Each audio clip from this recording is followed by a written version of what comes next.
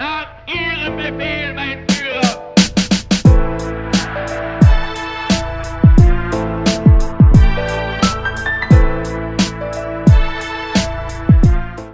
Après les derniers événements qui ont eu lieu en République démocratique du Congo, le président Tshisekedi s'est prononcé en déplacement en Mbuji-Mayi sur la posture de l'Église catholique, de l'Église dans son ensemble. Il y a eu également ce meeting de l'opposition dans le district de la Tchangou.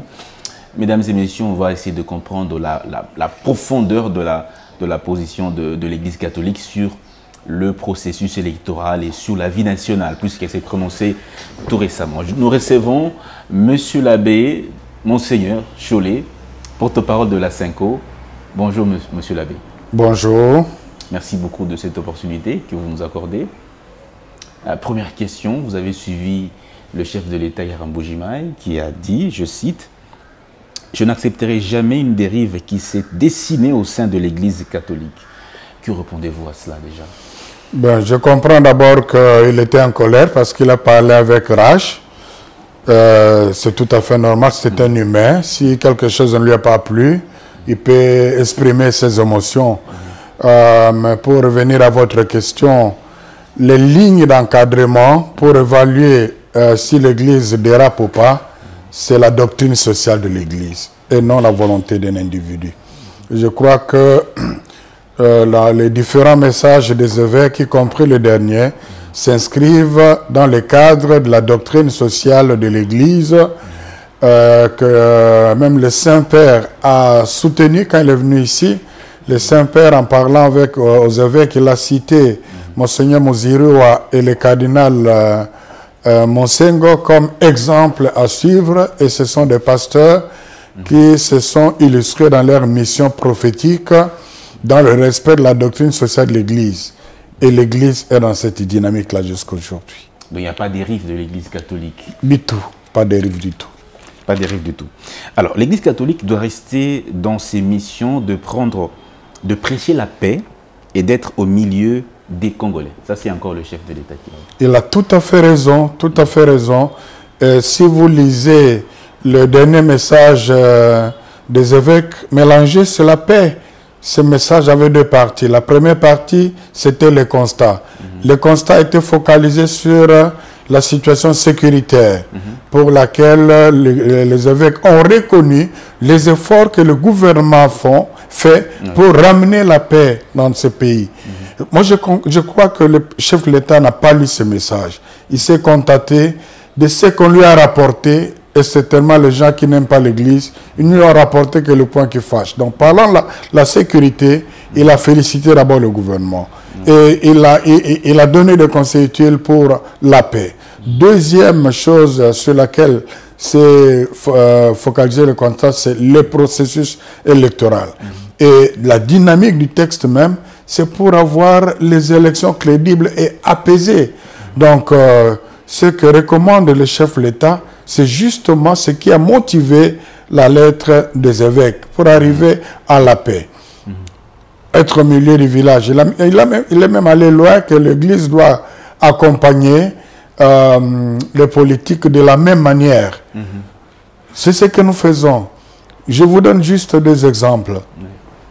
Le premier exemple, nous sommes en train de réaliser avec l'appui du gouvernement sous l'impulsion du chef de l'État, que nous avons cessé de remercier pour ça, nous sommes en train de réaliser des projets à impact visible. En faisant cela, nous accompagnons l'opposition, c'est le pouvoir. Deuxième exemple, il y a peu, nous sommes allés en plaidoyer pour relayer les messages du gouvernement après avoir pris langue avec le ministre des Affaires étrangères, après avoir pris langue avec le ministre de la Défense. Nous sommes allés à l'étranger pour faire écho de la position du pays, la position du gouvernement sur l'insécurité, pour fustiger le Rwanda. C'est accompagner l'opposition? Non. Mais quand vous dites que le fichier électoral n'est pas crédible, c'est le même discours qu'on entend des partis politiques, des leaders de l'opposition, à savoir Martin Fayulu, Moïse Katumbi et les autres. C'est le même message que relaie la SYNCO.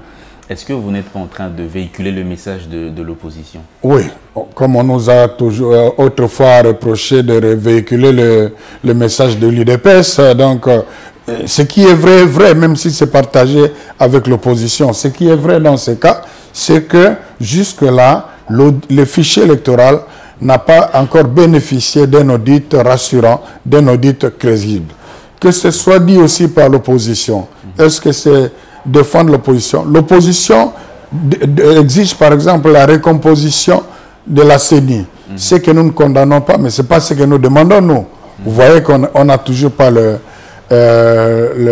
même vue. Donc je crois que quelque part, il faut reconnaître que l'Église reste au milieu du village. Mais pourquoi vous dites que le fichier n'est pas crédible? Qu'est-ce qu'il faut pour que ce fichier devienne finalement crédible? Il faut qu'il soit audité par un organisme extérieur spécialisé en la matière, sous le regard des observateurs, pour rassurer. On ne dit pas que c'est faux. On veut que ce soit plus rassurant. Mais quand vous dites que ce n'est pas crédible, c'est similaire à c'est faux? Non, ça dit parce que, en fait, jusque-là, pour moi, ce qui a été fait là, c'est l'audit interne. Une prolongation de l'audit interne. Et dans le contexte actuel, ça ne rassure pas. Et je dois féliciter la CENI parce que la dernière communication de la CENI va dans la direction de ce qu'on a demandé. J'ai suivi le président de la CENI, chapeau bas pour ça, dire qu'il va prendre langue avec les leaders de l'opposition pour échanger avec eux, pour voir quelle dynamique mettre en place pour que les élections soient le plus inclusives possible. Mais c'est ce que nous demandons. Toutes nos propositions, c'est pour obtenir un consensus large, c'est pour ramener ceux qui sont dehors dans le processus. Donc je crois que c'est de cette façon-là qu'on doit réagir. Donc là, franchement, pour moi, le problème, c'est un certain entourage du chef de l'État qui ne lui donne pas les informations qu'il faut. Est-ce que vous ne craignez pas qu'on verse dans un glissement à nouveau? Puisque quand l'OIF dit qu'il faut plus ou moins une vingtaine de jours pour auditer le fichier électoral, si une structure internationale devait encore venir auditer ce fichier électoral, est-ce que vous ne craignez pas qu'on puisse tomber dans un nouveau glissement? Si les choses sont bien faites, il n'y a pas à craindre le glissement, parce que le fichier électoral est dynamique. On a proposé, bon, même si on ne le fera pas tout de suite, d'enrôler, et on va le faire probablement un jour. C'est de quoi monte de Maïndom, mais là on n'a pas enrôlé. Donc le fichier est dynamique. Donc jusqu'à la veille des élections, il peut y avoir des éléments nouveaux. Alors ce que nous demandons maintenant, une contre-expertise. Pendant que le processus, on ne demande pas de tout bloquer. Pendant que le processus continue, une contre-expertise. Donc ça ne va pas tellement affecter le calendrier. Ça reste quand même suspect que jusque-là, la CENI n'a pas accédé à votre demande. Ça reste quand même suspect. C'est ça, s'il n'a rien à cacher, s'il n'a rien à craindre, pourquoi? Et c'est ça justement qui fait peur un peu, que cette résistance, ça cache quoi? J'espère que, comme il est en train d'évoluer, il va évoluer dans le bon sens, et puis vous verrez qu'on n'a vraiment rien contre la CENI. Est-ce que l'Église catholique n'a pas de candidat à la présidentielle? Je vous ai dit que les lignes qui cadrent l'Église catholique, les lignes qui doivent servir d'évaluation, s'il y a dérive l'Église catholique ou pas, c'est la doctrine sociale de l'Église. La doctrine sociale de l'Église interdit à l'Église d'avoir un candidat qu'on présenterait comme candidat de l'Église. L'Église ne l'a jamais eu, l'Église ne l'a pas, l'Église ne l'aura jamais. Hier, on vous a connu proche de l'Église, de l'UDPS, on dira même de l'opposition sous l'ère Kabila, un peu proche. Qu'est-ce qui vous dit, qui vous sépare aujourd'hui de l'UDPS aujourd'hui au pouvoir? Bonne question dont vous avez la réponse. Et c'est vrai que, vous savez, l'Église a toujours été du côté de faibles. En tout cas, il y a eu un moment pendant vraiment que la situation était chaude là. C'est presque tous les 2 jours que j'étais alimité tard le soir, vers 22h, voir le vieux Étienne Tshisekedi d'échanger, voir, tantôt j'étais seul, tantôt j'étais accompagné d'un l'un ou l'autre évêque. À ce moment-là, il était en position de faiblesse par rapport à un pouvoir qui voulait tout imposer. Donc, et l'Église reste dans cette dynamique-là. Donc, ce qui a changé, c'est quoi? C'est que ceux qui étaient dans l'opposition sont maintenant au pouvoir. Mais l'Église fait tout pour un minimum. En fait, l'Église défend les valeurs pour promouvoir et consolider la démocratie. Est-ce que tous les 45, je pense, 45 évêques de la Cinco sont inscrits dans votre démarche? Le dernier message des évêques a été signé par tous les évêques sans exception. Et je vous dis que la dynamique était vraiment une dynamique, je dirais, presque unanime. Évidemment, il y a des amendements. Quand on passe un texte, on propose un texte à une grande assemblée. Oui. L'un vous dit non, ce terme est plus fort. L'autre dit non, c'est trop dur. Non, il faut des pasteurs, il faut trouver un autre mot. Et finalement, on arrive à un compromis. Tout le monde a signé. Donc, et c'est là aussi, il s'agit des évêques de tous les pays. Donc, la Cinco ne peut pas diviser. Ne peut pas diviser. Là où tous les évêques sont unis, tous les évêques sont rassemblés. Et les évêques, deuxième aspect de votre intervention à Lubumbashi, vous êtes préoccupé par la situation sécuritaire précaire dans l'est de la RDC et le manque des résultats militaires sur les terrains. Il n'y a pas d'avancée militaire sur les terrains. Je vous ai dit que dans le même message, on a commencé par féliciter le gouvernement. On a félicité nos forces armées qui travaillent dans des conditions difficiles. Mais sur le terrain, les résultats ne sont pas encore ce que nous attendons. Plus d'une année, il y a une partie du territoire qui est entre les mains de l'ennemi ou de forces extérieures, une partie qui n'est pas contrôlée par nos forces armées. Et là, les évêques ont regretté que des conseils utiles qu'ils ont donnés à ces propos, entre autres la réconsidération de l'état de siège, entre autres la réduction de train de vie des institutions pour donner plus de moyens aux forces armées, entre autres le renforcement de la cohésion nationale. Malheureusement, ces conseils n'ont pas été pris en compte. Ces conseils, c'est la meilleure façon d'accompagner le gouvernement. Donc, vraiment, l'Église accompagne tant ceux qui sont au pouvoir que ceux qui sont dans l'opposition. Mais qu'est-ce qu'il faudra faire pour que la situation sur le terrain puisse s'améliorer suffisamment en dehors de ce que vous venez de dire tantôt là? Ben, je crois qu'il faut d'abord qu'on ait une armée forte qui a des moyens. Donc, le conseil qui a été donné là, c'est pour donner davantage de moyens à nos forces armées que nous reconnaissons braves. Oui. Donc, mais il y a aussi, bien sûr, tout en respectant les lignes rouges, les évêques l'ont déjà dit, les lignes rouges, pour nous c'est l'intégrité territoriale, c'est la souveraineté nationale, mais les pourparlers, les dialogues ont toujours leur place. Vous pensez que vu qu'il y a des territoires qui n'ont pas été enrôlés, vous pensez qu'on peut repousser les élections? Bon, normalement, ça dépend de la dynamique de politique. Une telle décision, il faudra vraiment impliquer toutes les parties prenantes. Mais l'idéal serait qu'on ait aux élections vraiment des élections qui soient inclusives, qu'on n'exclut pas une partie. Mais alors, il faudra... Mais si on fait 2 ans, on n'arrive pas à sécuriser ces partis-là, on va attendre 2 ans. Normalement, s'il n'y a pas d'élection à la date, il faut établir des responsabilités. Pourquoi? Ça peut être des cas de force majeure. Ça peut être le pouvoir. Ça peut être les manœuvres dilatoires de l'opposition. Donc il faudra quand même quelque part établir les responsabilités.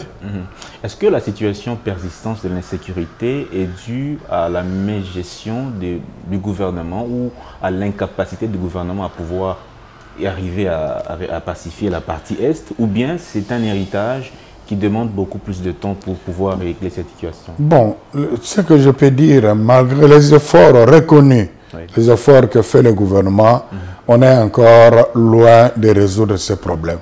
Donc il faut doubler les efforts, il faut multiplier les efforts. Il faut multiplier les efforts. Alors, Monsieur l'abbé, vous avez parlé également de les droits de l'homme. La Cinco regrette le recul déplorable caractérisé par la répression violente des manifestants de l'opposition, la restriction de la liberté des mouvements des opposants, des tentatives de projets de loi discriminatoires, l'instrumentalisation de la justice et les arrestations arbitraires. On va aller cas par cas Quand vous parlez de la répression violente des manifestants de l'opposition, vous faites allusion à quels manifestants? La dernière manifestation du 20 mai, je crois qu'on a communiqué suffisamment là-dessus. La communication à ce moment-là, c'était fait au niveau du secrétariat général. Les évêques dans leur ensemble ont estimé nécessaire de revenir là-dessus. Exactement. Alors, le deuxième aspect, c'est justement la restriction des mouvements des opposants et des tentatives des projets de loi discriminatoires. Quand vous parlez de tentatives des projets de loi discriminatoires, à quoi est-ce que nous devons nous attendre? Il y a par exemple la proposition de loi Tchani qui est en gestation. Ça, c'est une proposition discriminatoire. Par ce temps qui court, le pays a besoin de renforcer la cohésion sociale. C'est très important même pour faire face à l'ennemi extérieur. Donc c'est cette tentative-là, cette proposition de loi que les évêques sont en train de stigmatiser. Vous ne craignez pas en prenant cette position qu'on vous qualifie d'être proche de certains candidats qui se retrouvent dans ce cas précis? Non, mais écoutez... le cas de Moïse Katumbi, par exemple. Oui, mais c'est une victime. Et tout Congolais victime a besoin de la protection de l'Église. Donc, ce n'est pas plus que c'est lui. Et encore que ce n'est pas lui seul. Moi, j'ai toujours donné l'exemple de Mamadou Ndala, qui a versé son sang pour ce pays qui n'était pas Congolais de père et de mère. Et on ne peut pas concevoir une loi en fonction d'un individu. C'est par rapport à l'avenir. Donc, comme le président lui-même l'avait déjà reconnu, à un autre moment, qu'il y a de Congolais de père et de mère qui sont les premiers à trahir ce pays, tout comme il y en a qui sont Congolais, même si pas de père et de mère, mais qui peuvent être loyaux dans ce qu'ils font. Donc, il faut laisser simplement la population de faire son choix. Vous pensez que cette proposition de loi Tchani vise Moïse Katumbi particulièrement? Mais le fait que, en défendant ça, on nous accuse de défendre Moïse, ce qui nous accuse, ça signifie que c'est lui qu'il vise. Vous parlez de l'instrumentalisation de la justice et des arrestations arbitraires. Parlons de l'instrumentalisation de la justice d'abord, M. Labbé. Ouais. Dans quel cas précis? L'instrumentalisation de la justice. Tout à fait. Si vous regardez beaucoup de messages de la Senko, les évêques reviennent là-dessus. Et c'est vraiment la justice dans ce pays a toujours été une honte. Et la Senko a déjà sorti un message intitulé La justice élève la nation. Et jusque-là, on n'a pas encore évolué. On voit surtout quand il s'agit des adversaires politiques. Vous savez, les évêques sont des pasteurs, les évêques sont des confesseurs. Retenez bien ce que je dis. Il y a certaines personnes qui exécutent ce qu'ils sont appelés à exécuter, mais qui ont des problèmes de conscience et qui reviennent au confessionnal. J'ai tout dit. D'accord, monsieur Labbé. Et les arrestations arbitraires, est-ce qu'il y a des arrestations arbitraires? Je ne sais pas. Vous faites allusion à quel cas? Je ne sais pas. Bon, il y a une certaine façon de faire des choses qui ne peut qu'inquiéter, qui ne peut qu'interroger. Quand vous êtes sur un dossier judiciaire, vous êtes en train de charger quelqu'un sur les choses très graves, vous allez faire la perquisition chez lui, sans son représentant, et demain vous allez dire qu'on a trouvé ceci, on a trouvé cela, qui va vous croire? Donc vous faites allusion à M. Salomon Kalonda et Moïse Katumbi. Il n'y a pas que chez eux qu'on a perquisitionné. Vous faites allusion à M. Christian Dounia. Voilà, donc vous connaissez tout ce monde-là. Donc, et ce n'est pas prudent parce qu'on est dans une situation de suspicion.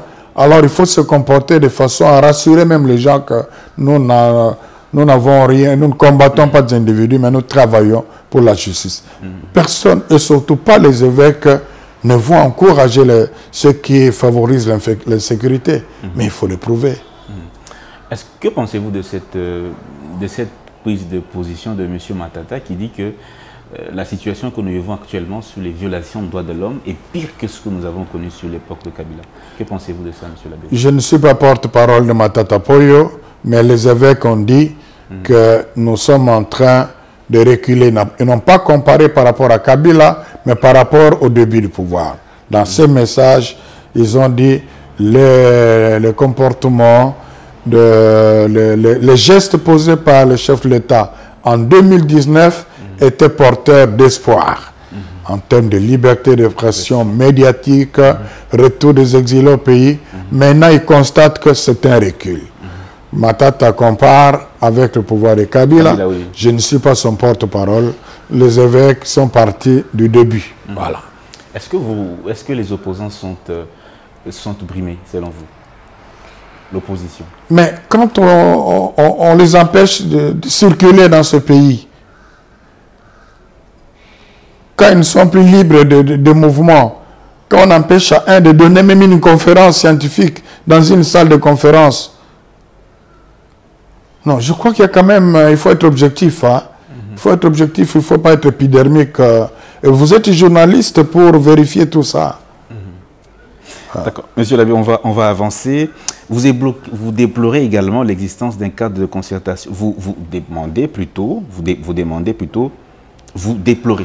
déplorez l'inexistence d'un cadre de concertation tripartite, majorité, opposition et société civile, idéal pour clarifier la problématique des centres d'inscription des électeurs qui n'ont pas été retrouvés sur le terrain, la question du matériel électoral détenu par des personnes non qualifiées, la situation de l'exhaustivité des données des centres d'inscription ayant connu des dysfonctionnements. Qu'est-ce qu'on peut comprendre par là?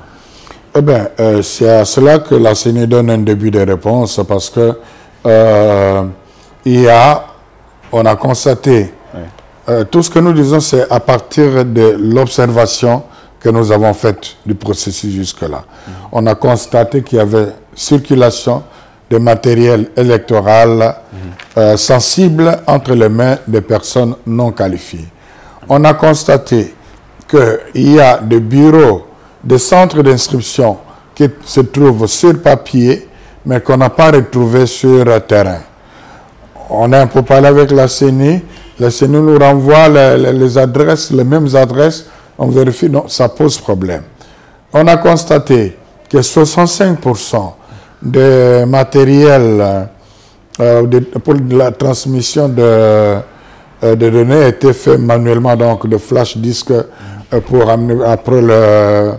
Donc, c'est quelque chose qui a aussi un impact d'un point de vue.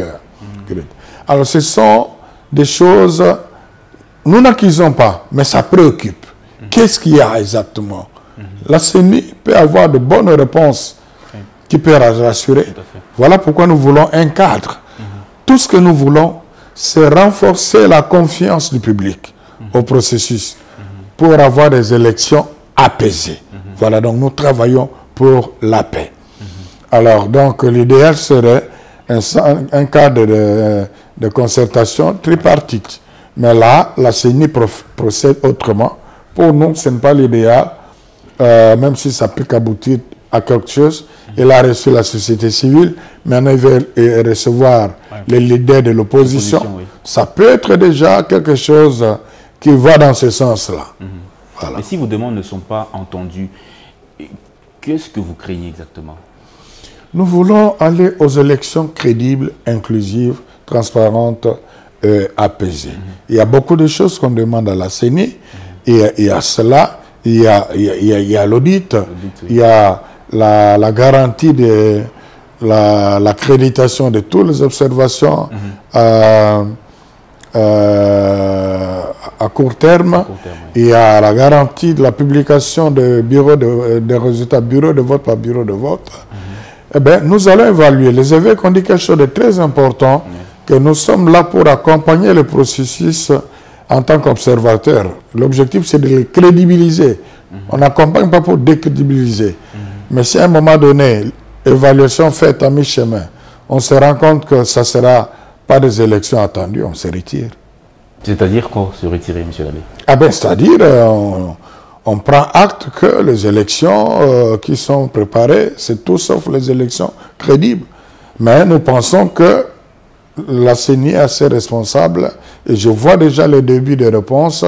Je crois qu'on peut bien évoluer. Je ne vois pas pourquoi est-ce que la CENI hésiterait à répondre parce que C'est la meilleure façon c'est la meilleure façon de nous montrer que vraiment ce qu'il dit est vrai. Donc, il organise tout en respectant son indépendance.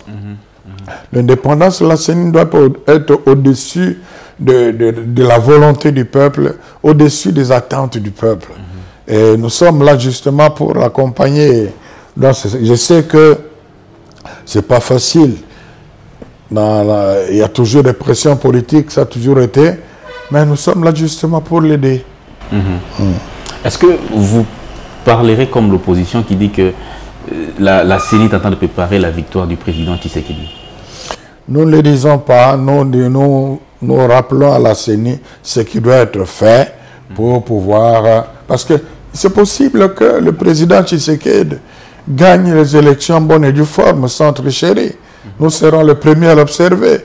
Nous serons les premiers à le proclamer. Nous serons les premiers à applaudir.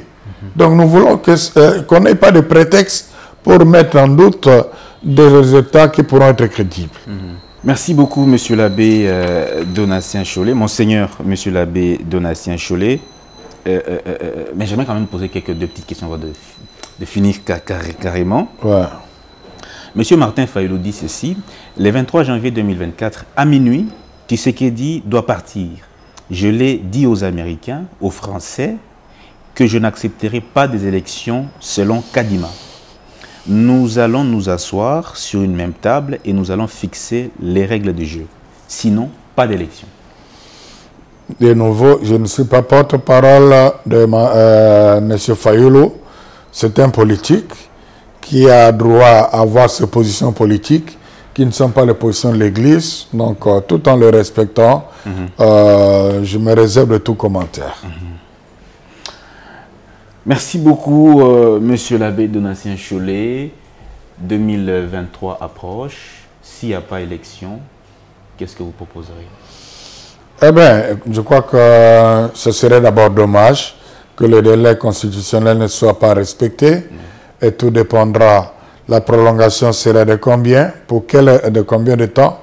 Pour quelles raisons? Cas de force majeure. Si vous voulez mon point de vue, si c'est pour les cas vraiment, les raisons objectives et qui peuvent mettre la classe politique d'accord, nous ne soutiendrons pas des extrémistes. Bien sûr, c'est pas de mer à boire, hein, quelques semaines, quelques mois, mais tout sauf partager le pouvoir, qu'on laisse le pouvoir pour faire ce qu'il doit faire pour de bonnes élections, même si ça doit venir un mois après. Ça, c'est mon point de vue. Mais l'Église, mon point de vue n'est pas le point de vue de la CENCO. Moi, je parle après les évêques. Les évêques se sont pas prononcés là-dessus. Et puis, le point de vue de la CENCO ne doit pas non plus s'imposer.